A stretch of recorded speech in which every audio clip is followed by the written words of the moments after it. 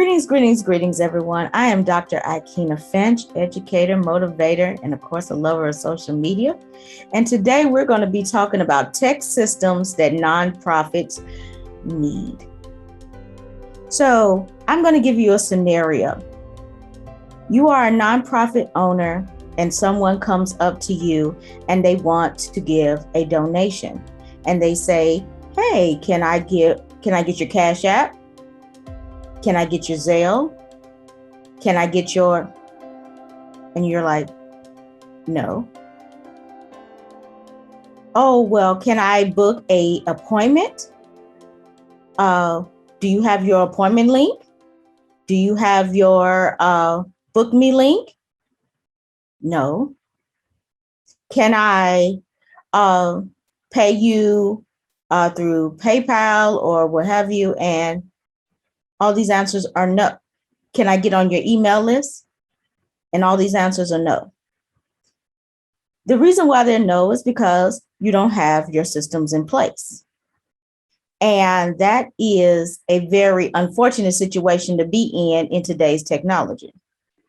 And I know a lot of nonprofit owners are that way because they had to rely on themselves. And they know the systems that they're comfortable with and what they're used to using. And as people come and go, they are like, well, at least I know what I can do. And I'm going to keep doing these things. But are you setting yourself up for true growth? Are you setting yourself up for expansion? Are you setting yourself up for others to come in? Yes, we get volunteers every once in a while, but what happens when you're ready to grow and ready to expand? Do you have your SOPs in place? Will they be able to grab them at a moment's notice? What if you are sick or anything? What are you going to do? All of these things can be answered with systems. So 3 things that we're going to cover today. So first, we're going to cover, why should nonprofits have tech systems? The next thing is, what are some of the must-have tech systems, and then how to integrate them into your system, into your setup system, right? Because, we already really have a system. Nonprofits do their things. They know that they have to be what? They have to reach the masses. They have to be in compliance. And of course, they have to get their donations. These are 3 things we know we have to do, right? So how do we make this happen? Well, I know people who have been nonprofits for 15, 20 years, and what they did 20 years ago, you're not doing the same thing now. Compliance are different now. Things are different now. The world is now, with COVID and everything, virtual now. So that one-on-one, face-to-face action that you were getting before may not be readily available. So now we have to really rely on our systems. So what is a nonprofit CEO to do? Well, let me tell you. So why do we need the system? The systems are going to help you work smarter, not harder. And a lot of times you're like, but everything I've been doing is great. But what happens in a pandemic? What happens in an emergency situation? What happens if you get sick and you are the holder of all the information? How can the nonprofit keep going if you stop going? I know that that's like, wow, is this why we really need to think about these things? Yes, we really do need to think about these things.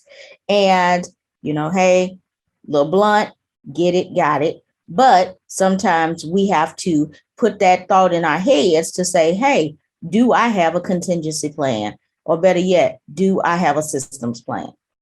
So the first thing I want to talk about is reaching the masses. We meet a lot of people in these conferences or when we go to radio shows or different things like that. Great. It's a way for us to put ourselves out there. We're also on social media, another great way for us to put us out there. But what else are we doing? Are we doing TV? Are we doing magazines? Or better yet, do we even have an email list? When you're going on these podcasts, when you're going on all of these things, how are people knowing to contact you? Do you at least have a landing page? And I know you're like, really, Dr. Finch? Yes, really. Some people do not have any web presence at all. All right. So how are you supposed to get that donation at 2 o'clock in the morning while you're asleep? Are you wanting them to call you on the phone and donate to you? No. You want them to go to your landing page. You want them to see what you're doing. Better yet, website that has what? What are the basic things? PayPal button, Venmo button, Stripe button for donations. What is the organization about? How can they volunteer? Who are you serving? Why are you serving these people? The list goes on and on. But at 2 o'clock in the morning, you're usually asleep. Are you expecting this person to call you? No, you never know. At 2 o'clock in the morning, that might have been the only time of the day that they have rested, had their kids resting and all these different things. And now they have the time to contact you. So what do we do? I'm going to give you the perfect scenario. 2 o'clock in the morning, they're doing a search for nonprofits. Your nonprofit pops up in the search engine. They click on this nonprofit. There's a beautiful picture up there, or better yet, a video of you telling about your business. You are pointing them to the different sections and the way that they can go in the video so that they know what's going on your site and where to find things so that they're not hunting. Then you are going to have different screenshots on the screen of where they could go in different tabs that they should peruse that you think might be beneficial for their user experience. About us, who we serve, how we serve them, how can you volunteer, how can you donate, how to follow us on social media, and of course, the biggie, how to get on our email list.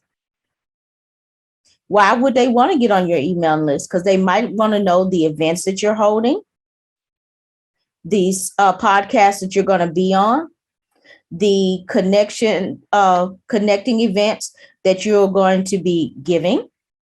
And then they might even want to talk to you. So if they do want to talk to you, you're going to point them to what? Your contact page, where it'll have a little email section so that they can email you for more information, or it could have a calendar so that they could book some time with you to really talk about things that they may have. They might want you to be a speaker on that topic. They might want you to go to the next level and want to do a partnership with you. You never know. But if you don't have that landing page or at least that contact information, then you will never know. Okay. That is a great example of the user experience that they should receive. So what goes into something like that? First off, you need to have a nice video that you plug in to your video that plays automatically. That's wonderful, right?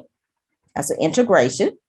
Then we'll go to integrating your PayPal buttons, your whatever you're using, PayPal, Stripe, Square, whatever you're using to collect your online payments. You can also put your QR codes on there. A lot of times people, even if they're on the computer, they still will scan through their phones. So nothing like popping that phone up there and scanning that QR code if you don't want to do the buttons. And guess what? That is saved in their phone. So anytime they want to do that, they can. Then, of course, when you are, let's say you're at PayPal or your Stripe or whatever, set up a subscription where they can donate every month and it comes out no problem. Give them that option. Always give options. Don't assume you know how somebody wants to give. And always give a empty amount button where they can input the amount. Don't put restrictions on how much they can donate. But always give them an option too if they just want a quick, easy button. Then, of course, if you need paperwork to for people who need your services, by all means, another great integration, JotForm, right? You can set up all of your paperwork on JotForms, or some people use Google Forms, some people use Typeform, whatever it is.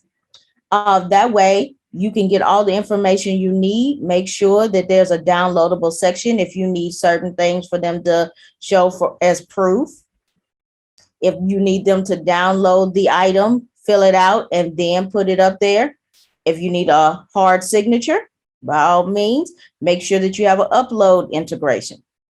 These are some of the things that's really going to help your people. And then as far as donations, are you leveraging all that you have to offer? Did you know that Facebook has a nonprofit section where if you fill out the paperwork for them, you can now Facebook Live with your donate button. All your donate buttons are on Facebook and Instagram. You can, it's a section on Instagram where they can choose who they want to do a live stream for. So guess what? If somebody feels good today, they want to donate to you, or they think other people can donate to you, they can choose to put your donate button on their live stream. It's not just your live streams, it's other people's. They can also put your donate button in their stories. If you touch them that day, they can do a story with a picture of you and what you're doing, or a picture of your event, and they'll put a donate button in there. All of this is free money, no fees taken out. So that is a gift from Facebook. Yet a lot of nonprofits are not leveraging that. So look into that and see if that's something that could benefit you. Then also another thing is compliance things. You know, a lot of times they want to know how long it took you to get there, what all these things. I use MileIQ to track my mileage.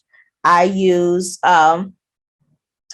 if you want to know where you are, safety precautions, things like that, you can set that up in your phone, but you can also set up something called Life 360.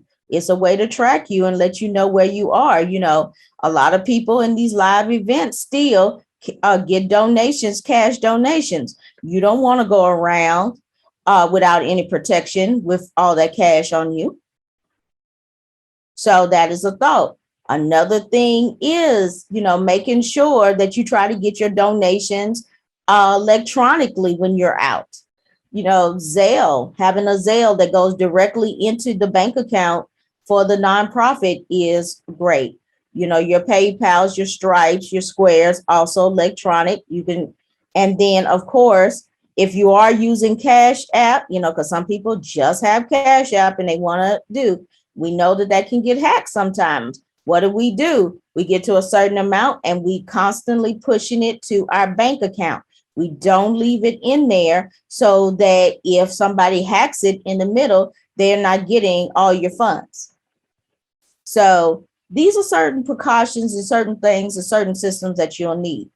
And the best way to integrate them, when you are putting these systems in there, I recommend doing it on a computer first. A lot of people try to set up things on your phone. This is not to be set up on the phone. Make sure that it's set up on the computer first and then use the apps once they're set up. But make sure that anything that you're setting up in today's world is mobile friendly, because at the end of the day, people live on their phones. They want to donate. So make sure that everything is just as attractive on your phone as it is on your computer. So these are just a few things that nonprofits need for their tech systems. And I hope you got a lot out of this today. And we'll be speaking more together. So if you have any questions or anything, feel free to contact me at ikennafinch.com. So until next time, thank you.